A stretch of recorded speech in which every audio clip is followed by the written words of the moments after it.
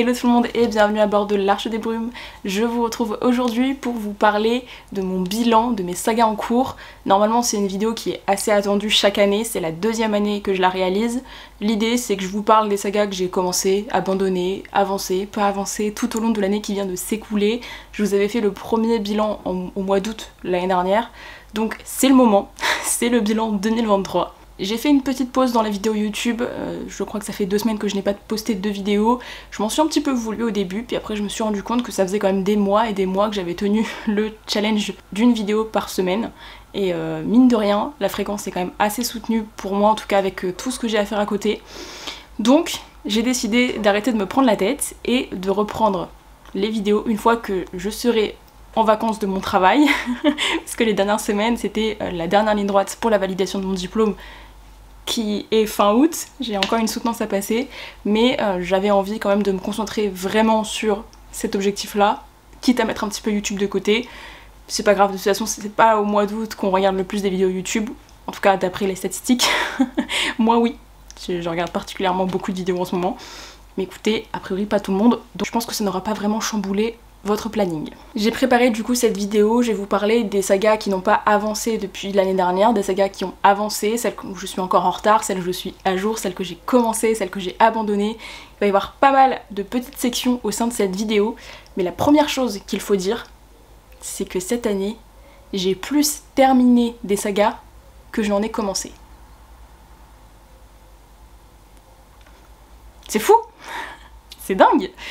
Je suis assez fière de pouvoir annoncer cette petite victoire.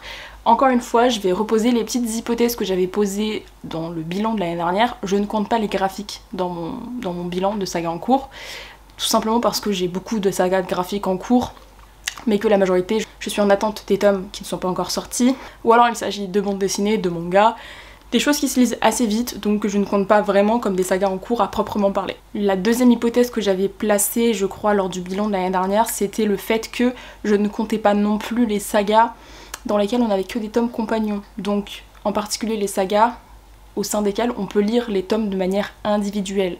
Par exemple tout bête, la saga The Elements de Brittany C. Cherry, on est à 4 tomes, j'en ai lu 3 sur les 4, et typiquement ça fait pas partie des sagas que je considère comme en cours, parce que chaque tome est complètement indépendant.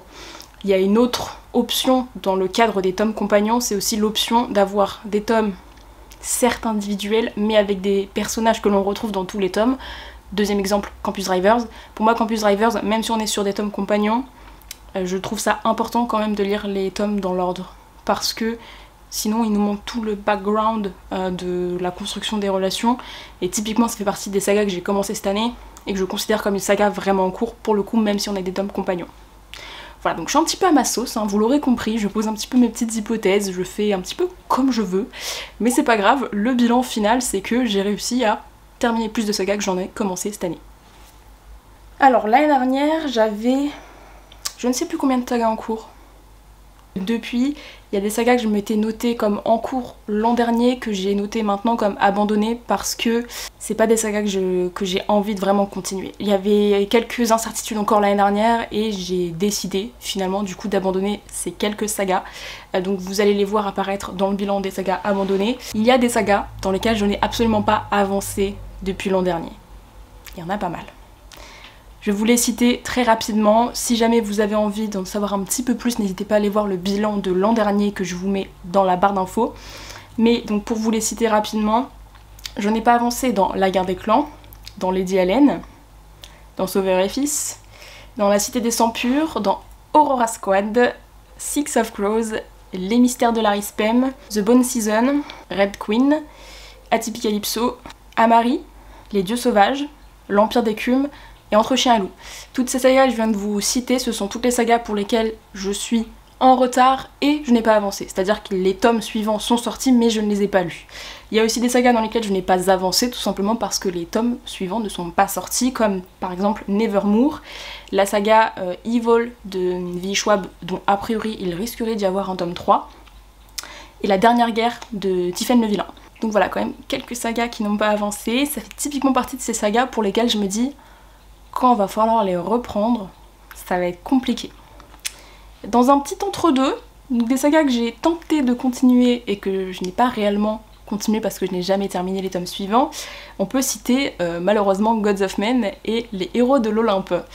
Pour ces deux sagas-là, j'ai commencé les tomes 2 respectifs et je ne les ai pas continués.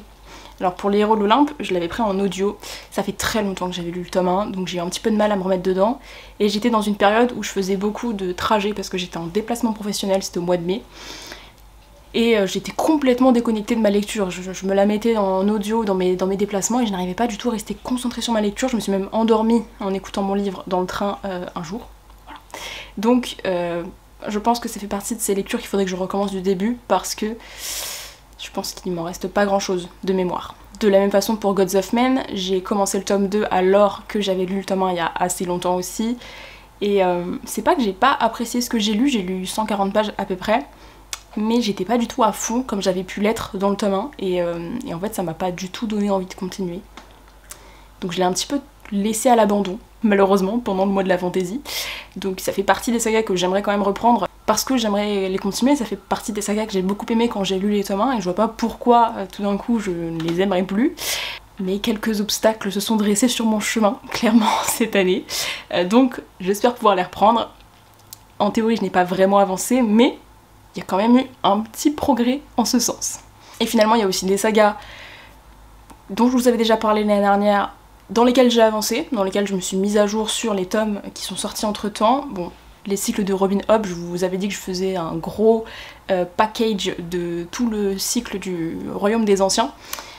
Comme vous le savez peut-être, je suis en cours de lecture du cycle de la Cité des Anciens. C'est pas mon cycle préféré, j'ai un petit peu de mal à avancer. J'ai qu'une envie, c'est de continuer la troisième époque, que j'avais déjà commencé, dont j'avais lu déjà les 4 premiers tomes sur 6.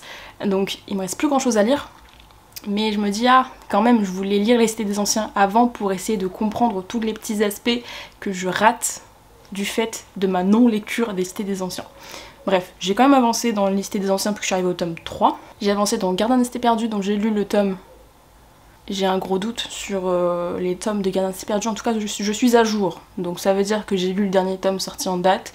Je suis également à jour dans La Passeuse de mots puisque cette année est sorti le tome 3 ainsi que le préquel et que je les ai lus tous les deux. Victoire. Ça fait partie vraiment des sagas dont je suis assez fière de dire que j'ai lu les tomes à leur sortie. Même si parfois c'est assez compliqué de se maintenir à ce rythme-là parce que les mois ont passé et qu'on n'a pas toujours tous les souvenirs des histoires, mais La Passeuse de mots ça fait partie de ces sagas. Je pense que c'est parce que je les ai tous reçus en service de presse en fait, mais où je me suis tenue du coup à ma lecture au moment où je recevais les tomes. Donc je suis pas peu fière quand même de pouvoir dire qu'il y a une saga où j'ai lu tous les tomes à leur sortie. De la même façon, Mémoire de la forêt, j'ai également lu le tome 1 avant même sa sortie parce que je l'avais trouvé en librairie avant sa sortie, même si c'est pas très légal. Donc je l'avais lu avant sa sortie et le tome 2 je l'avais reçu en service de presse, je vous en ai parlé au mois de mars, et c'est une saga pour laquelle je suis à jour, bientôt plus, parce que le tome 3 sort le 4 octobre, mais ça fait typiquement partie de ces sagas pour lesquelles je lis les tomes à leur sortie. Donc il y en a quand même. Donc finalement ça fait beaucoup de sagas pas trop avancées et quelques sagas avancées, mais c'est pas grave parce que mine de rien, à côté de ça je n'ai pas commencé énormément, je pense que cette année j'ai plus lu en fait finalement des one-shots que vraiment des sagas à proprement parler. Si, je peux pas dire ça parce qu'en réalité j'ai terminé beaucoup de sagas, donc j'ai lu aussi beaucoup de derniers tomes, mais du coup ça se ressent pas forcément dans mon bilan de sagas en cours. Puisque je suis sur mon ordinateur depuis tout à l'heure évidemment pour suivre mon petit Excel de suivi de saga. Donc comme je suis sur la page, je vais vous parler du coup des sagas que j'ai commencé cette année et qui sont donc en cours. Je vais vous parler de celles qui sont à jour, celles qui sont en retard. Tout d'abord, il y a une saga dont j'ai oublié de vous parler l'an dernier, même si en réalité j'ai toujours un doute sur si je vais continuer cette saga pour de vrai ou pas. C'est Narnia de C.S. Lewis. C'est un classique de la littérature fantasy jeunesse. Je sais qu'il y a beaucoup de... pas de polémique, mais voilà, il y a des choses sur lesquelles il faut mettre quand même des points de vigilance autour de cette saga. C'est une saga en 7 tomes et je m'étais arrêtée au tome 5, donc j'ai pas lu le tome 5, j'avais lu les 4 premiers. Je crois que le 5 c'est l'Odyssée du Passeur d'Aurore, celui qui est l'équivalent du 3e film. Donc j'ai racheté l'intégrale et je me dis que potentiellement je reprendrai un jour, mais il y a toujours ce petit doute de me dire est-ce que j'ai vraiment envie de le reprendre. C'est une saga qui est quand même assez particulière, elle date quand même quelques dizaines d'années, donc je la trouve un petit peu désuète sur certains aspects. Voilà, donc je me tâte encore, mais je la mets quand même dans mes sagas en cours. J'ai également commencé Blue Lake de Amandine Peter. Pour celle-ci, on est sur, a priori, ce sera une trilogie. J'ai lu le tome 1 en octobre. J'ai pas encore lu le tome 2 alors qu'il est sorti, donc je suis en retard. J'ai également commencé la saga des Campus Drivers dont je vous ai déjà parlé.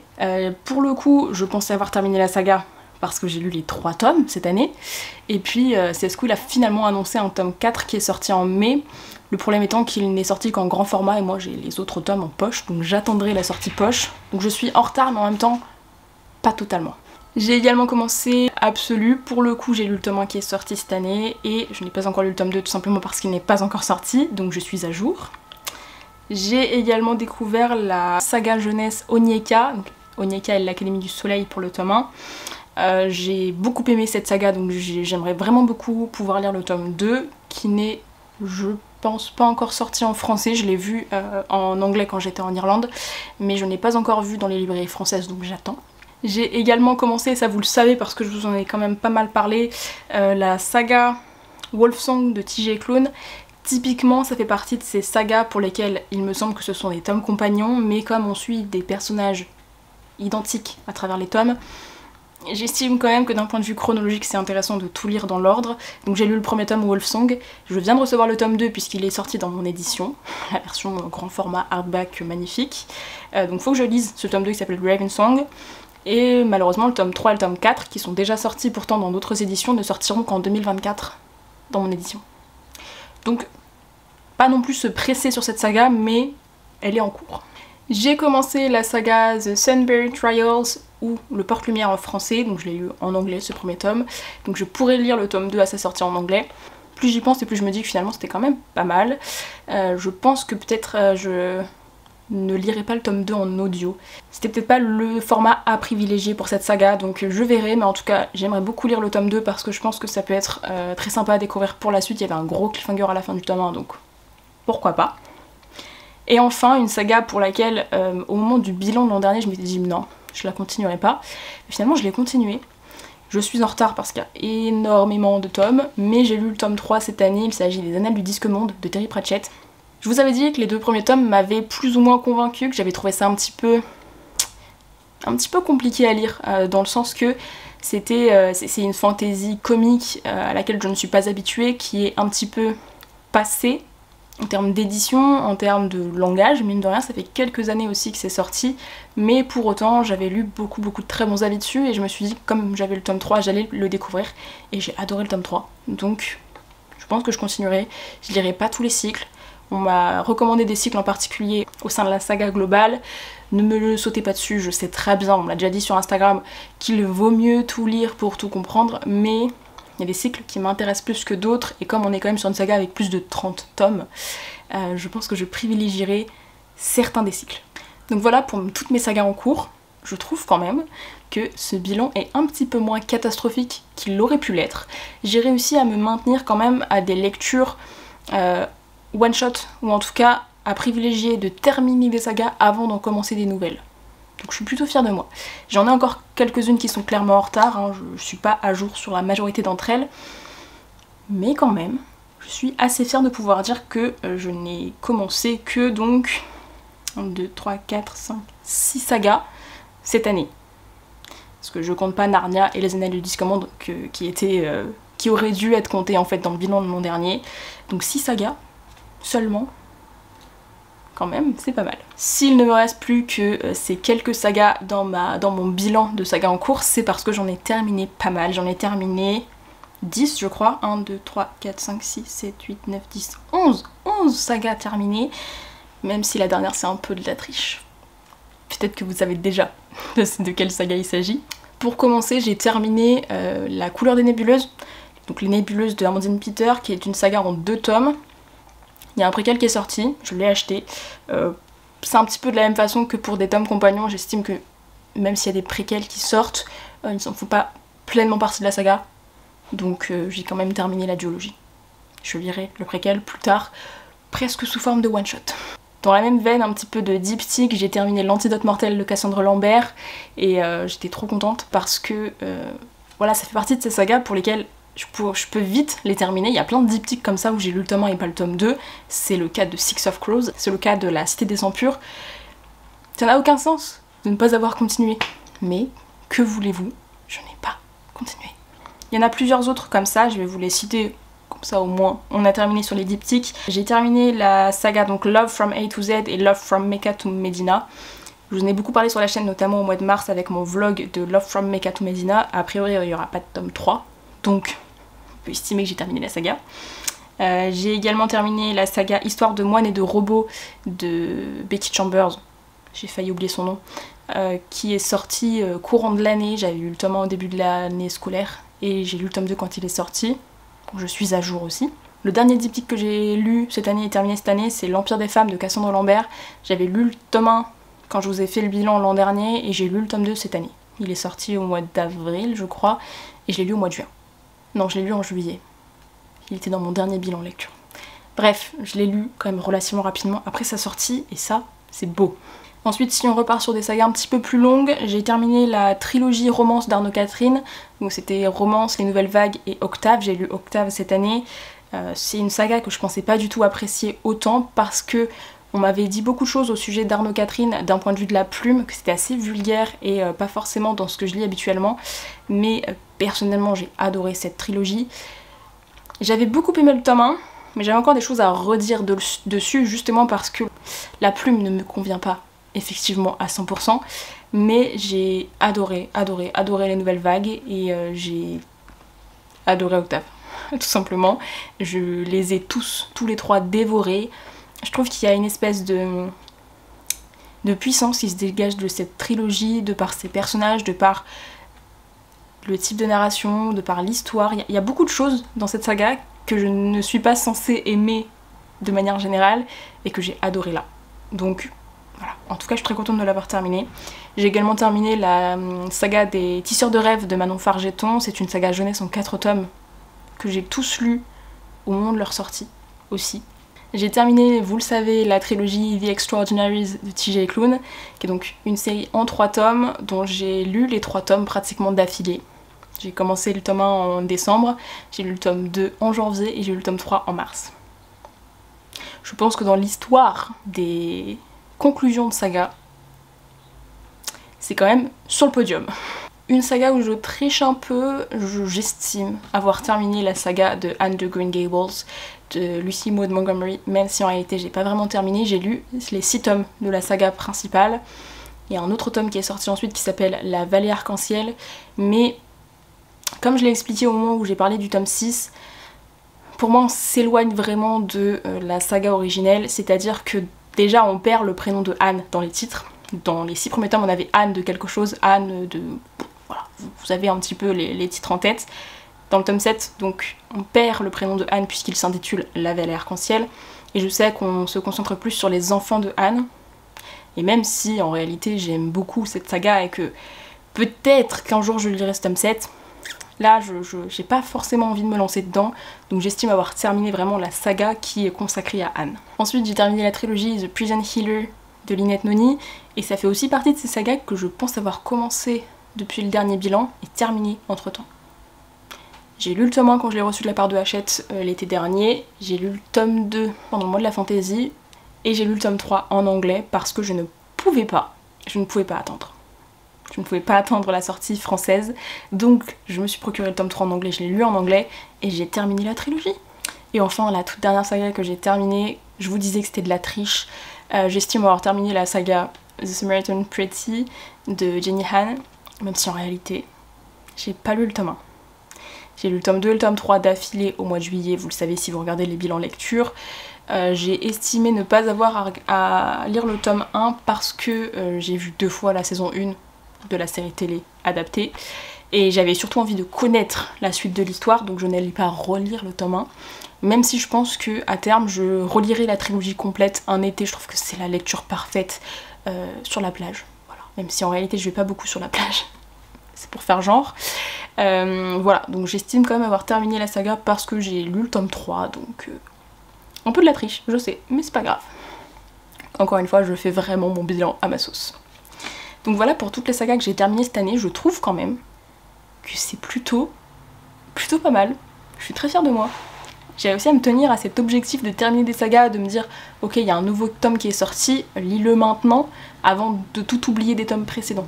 Et au sein de toutes ces sagas que j'ai commencées, il y en a peut-être que vous ne voyez pas, alors que je les ai lues cette année, tout simplement parce que j'ai décidé de les abandonner.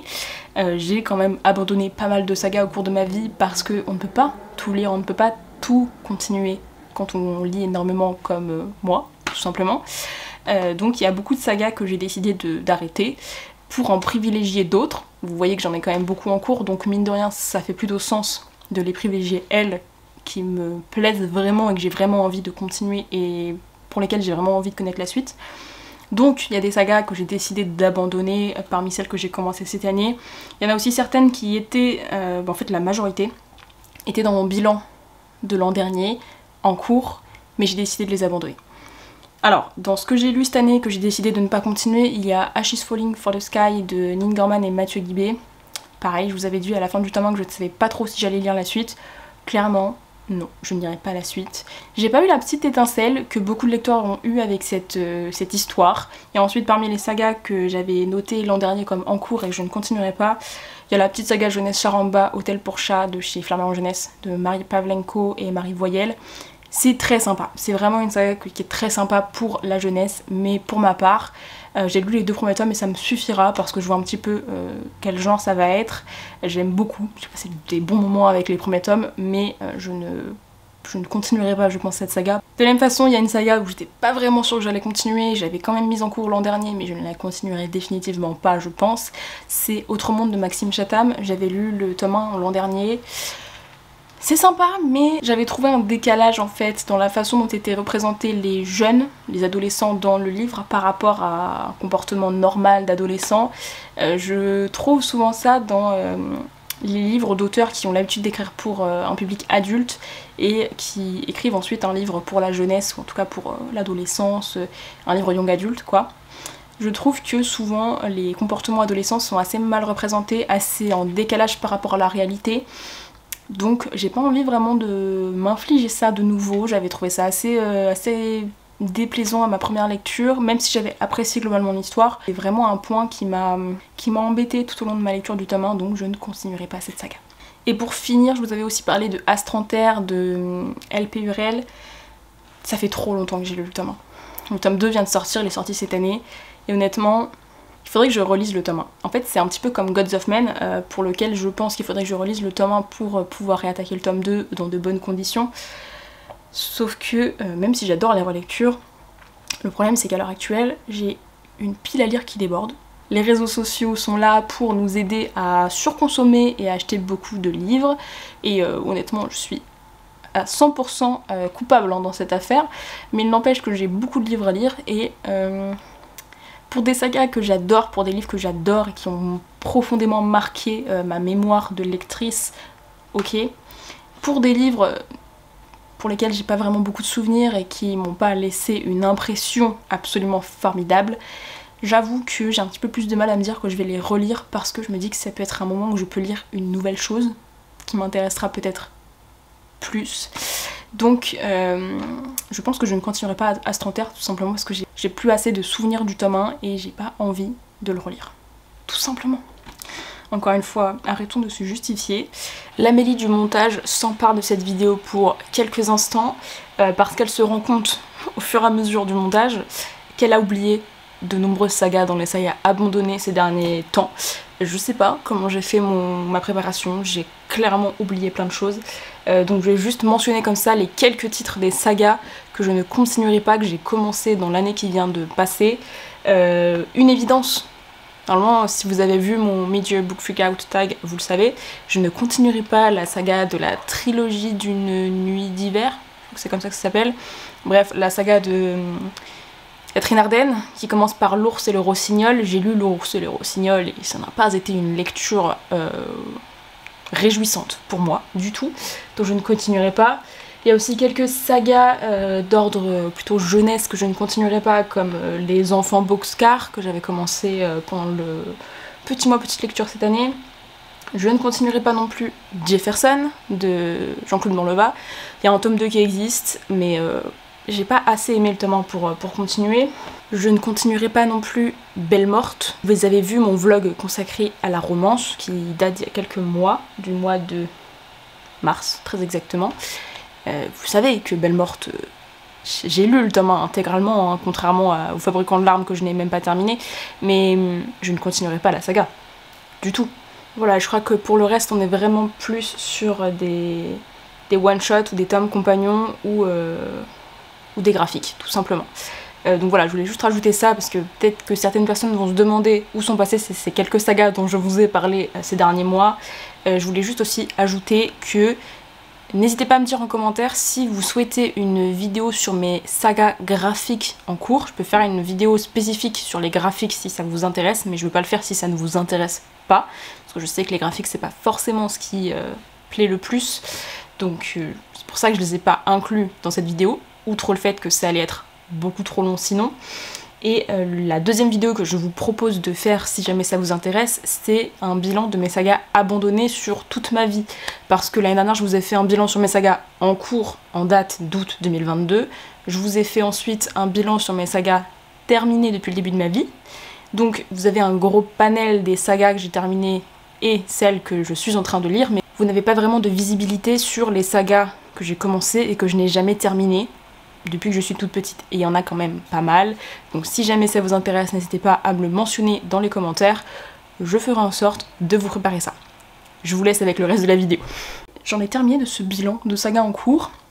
Écoutez, je trouve quand même que c'est un bilan qui est plutôt positif, dans le sens que j'ai réussi à me tenir à cet objectif de terminer mes sagas en cours, de continuer quand je reçois un nouveau tome directement la saga avant de tout oublier comme c'est le cas pour de nombreuses sagas à l'heure actuelle. Et évidemment il y a des sagas pour lesquelles je suis en cours depuis des années qui n'avancent pas et je me demande toujours encore si je vais les continuer, par exemple la guerre des clans. Oui, vous avez encore vu la guerre des clans dans mon bilan. J'ai toujours un attachement particulier pour la guerre des clans et je pense qu'à terme ça me fera plaisir de lire la suite. Je vais peut-être pas acheter tous les tomes qui sont sortis récemment, mais j'en ai quand même quelques-uns d'avance. Donc je pense que à terme, un jour où j'ai pas envie de brancher mon cerveau et j'ai envie de replonger dans une saga d'enfance, je continuerai la guerre des clans, mais ça fait quand même des années que j'ai pas avancé et en réalité c'est plus de la petite nostalgie qui me pousse à la mettre dans le bilan qu'autre chose. Je pense que j'ai fait le tour de tout ce que je voulais vous dire dans cette vidéo. N'hésitez pas à me dire en commentaire si c'est des vidéos qui vous plaisent. Je prends du plaisir à faire des petits bilans comme ça annuels sur ce genre de sujet. J'espère peut-être réussir à en mettre en place d'autres dans les prochains mois. Je sais pas trop sur quoi je pourrais me lancer, mais je vais trouver des idées. Voilà, je vais trouver des idées, ça va le faire. N'hésitez pas à me dire aussi en commentaire quel est vous, votre rapport aux sagas, si certaines de celles que j'ai présentées dans cette vidéo vous tentent, si vous êtes en cours, si vous les avez lues, si vous les avez terminées. Dites-moi quelles sont celles pour lesquelles il faut absolument que je me bouge pour les continuer parce qu'elles sont génialissimes. Je ne doute pas qu'il y en ait plein dans cette liste. Là-dessus, j'espère que vous avez passé un agréable moment en ma compagnie. Je vous souhaite de très très belles lectures et je vous retrouve sans faute la semaine prochaine dans une nouvelle vidéo. Ciao!